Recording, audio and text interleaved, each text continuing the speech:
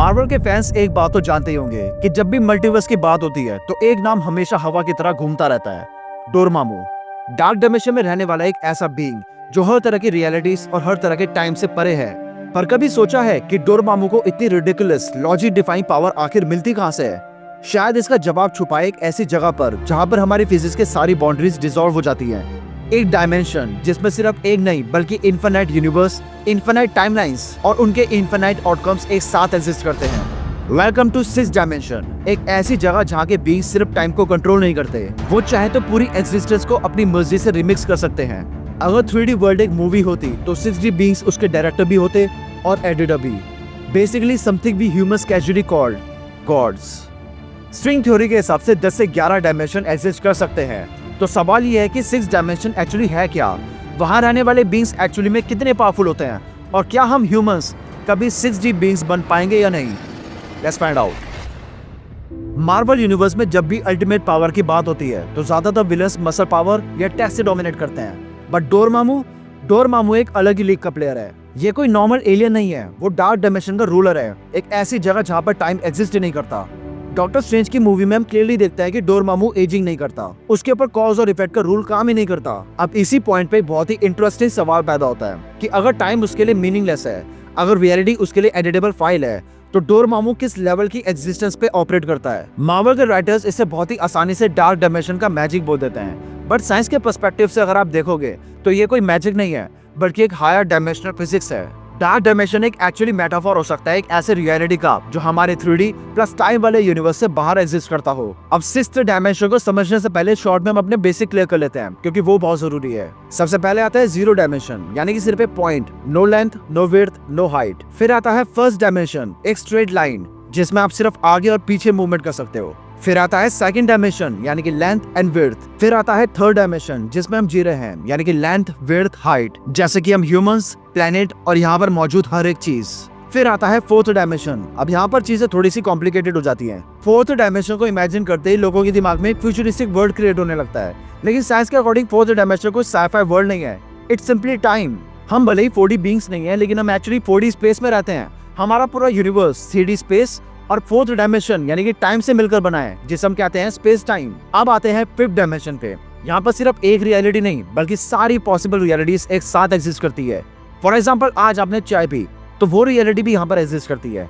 आज आपने चाय नहीं पी तो ये भी रियलिटी यहाँ पर एग्जिस्ट करती है। और अगर आप चाय पीने के लिए पैदा ही नहीं हुए तो वो वर्जन ऑफ रियलिटी भी यहाँ पर एग्जिस्ट करती है। मतलब सारी पॉसिबिलिटीज, जो हुआ है, जो नहीं हुआ है और जो होने वाला है, ये सब यहाँ पर एक साथ एग्जिस्ट करता है। अब इतना ही सुनकर अगर तुम्हारा दिमाग घूम रहा है तो 6 डायमेंशन तो भूल ही जाओ, it's not for you. String theory के अकॉर्डिंग फंडामेंटल पार्टिकल्स पॉइंट नहीं बल्कि वाइब्रेटिंग स्ट्रिंग्स हैं, और ये स्ट्रिंग्स प्रॉपर्ली तभी काम करते हैं जब यूनिवर्स में एक्स्ट्रा डायमेंशंस हो। इस थ्योरी में 10 से 11 डायमेंशन होते हैं, जिसमें से हम सिर्फ 4 एक्सपीरियंस कर पाते हैं। इसके अलावा एक और थ्योरी है, ब्रेन थ्योरी, जिसके अकॉर्डिंग हमारे यूनिवर्स एक 3D मेम्ब्रेन है जो एक हायर डायमेंशन स्पेस में फ्लोट कर रहा है। इसका मतलब हो सकता है कि हम किसी बड़ी रियलिटी के सिर्फ एक पेज पर रह रहे हो, और डोरमामू जैसे बीइंग्स जो 6 डायमेंशन में एग्जिस्ट करते हैं वो पूरी बुक पढ़ सकते हैं। 6 डायमेंशन का कॉन्सेप्ट ये कहता है कि सिर्फ मल्टीपल यूनिवर्स नहीं बल्कि सारे पॉसिबल यूनिवर्स और सारे पॉसिबल यूनिवर्स के सारे पॉसिबल टाइमलाइंस सब के सब एक साथ एक ही स्ट्रक्चर में एग्जिस्ट करता है। थिंक अबाउट दिस, हमारे यूनिवर्स का हर एक अल्टरनेट वर्जन का हर एक पॉसिबल आउटकम सब एक ही साथ एक ही फ्रेम में।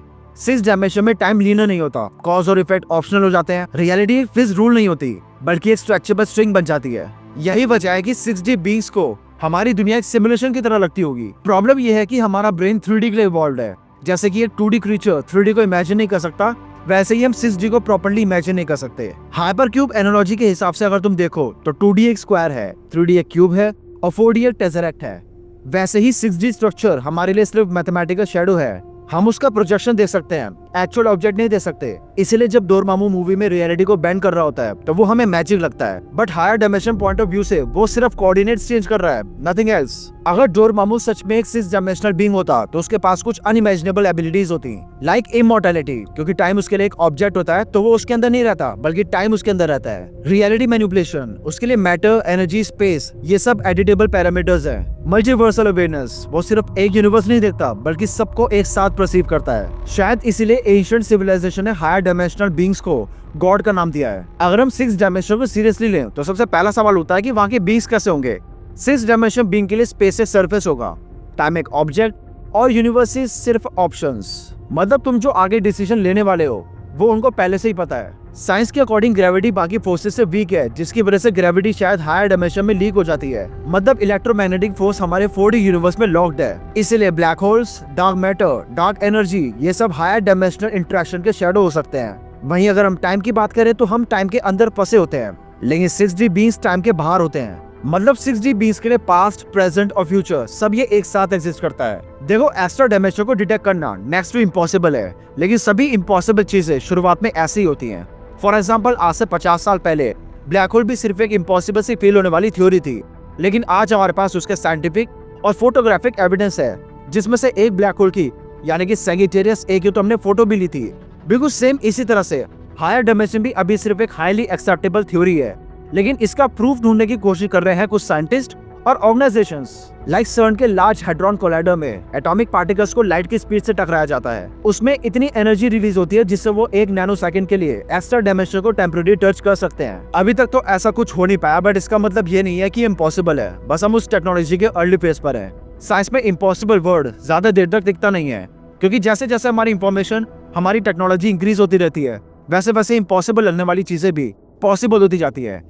खुद सोचकर देखो, आज से 300 साल पहले किसी ने सोचा होगा कि हम हवा में उड़कर कंट्री टू कंट्री ट्रैवल कर सकेंगे। बट जो भी कहो, अभी हमारे पास ऐसी टेक्नोलॉजी नहीं है कि हम इन डायमेंशंस को फिजिकली टच या डिटेक्ट कर पाए। बट हमारे पास एक चीज है जो किसी भी एडवांस टेक्नोलॉजी से ज्यादा डेंजरस है, हमारी क्यूरियोसिटी, जो हमें लिटरली यूनिवर्स के छोर तक लेके जाने वाली है, जहाँ तक जाने में हमें लाखों साल का टाइम लग जाएगा। बट एक चीज करने में बिल्कुल टाइम नहीं लगने वाला, और वो है इस वीडियो को लाइक करके चैनल को सब्सक्राइब करने में। देखो, मैं इस चैनल को सिर्फ चैनल नहीं बल्कि एक कम्युनिटी की तरह बिल्ड करना चाहता हूँ, जहाँ पर हम सबके सब अपनी क्यूरियोसिटी पे डीपली डिस्कशन कर पाए। तो अगर आपको ऐसी वीडियोस पसंद है तो इस वीडियो को लाइक करके चैनल को सब्सक्राइब जरूर कर देना। बाकी मैं मिलता हूँ आपसे नेक्स्ट वीडियो में, तब तक के लिए stay curious and all hail to the Cosmos.